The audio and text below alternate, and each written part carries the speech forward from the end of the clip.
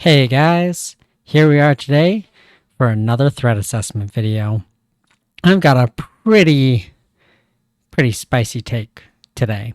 I want to talk about Mana Crypt. Mana Crypt is a zero-cost artifact. It reads, at the beginning of your upkeep, flip a coin. If you lose the flip, Mana Crypt deals 3 damage to you, but you can tap Mana Crypt to provide 2 colorless mana to your mana pool. Mana Crypt is an iconic card. Triggers the phrase, oh, I didn't know we were playing CDH. It's really powerful. But I also know that most of the power of this card is specifically linked to the turn that it comes into play. Turn 1, it's terrifying. Turn 7, much less so.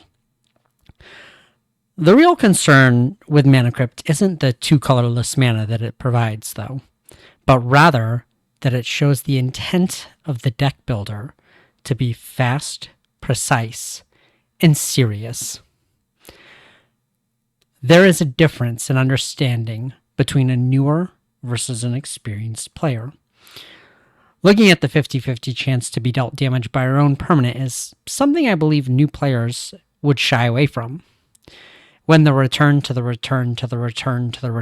Ravnica was released, with the reprinting of Shocklands, I was able to acquire over 100 Shocklands in trades, alone, from mostly newer players who didn't want to pay life to have a land that entered untapped. With Crypt damage possible on each of your turns, this is a much bigger turnoff for a new player. Why not just play Sol Ring instead? Not to mention, Sol Ring's so much cheaper.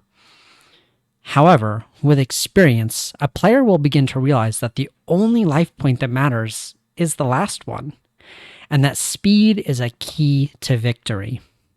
CEDH players think very little about going down to 4 on an ad nauseum, or on paying to refill their hand with necropotence every turn.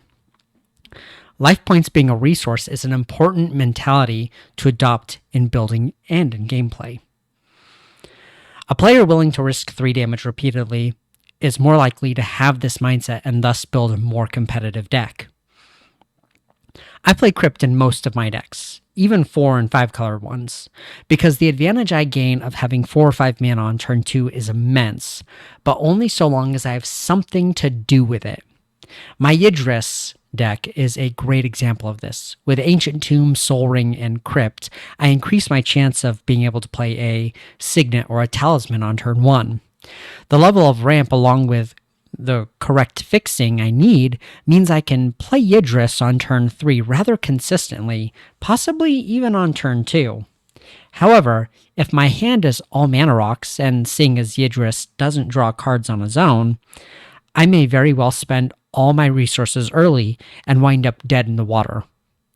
What good is Crypt then? This then is my opinion. Mana Crypt is a sign to watch for an experienced player. Only if played early should it be removed, and hopefully before they can get too much value out of the acceleration that it provides. What are your thoughts on Mana Crypt? Thanks for joining me today. Let's keep assessing.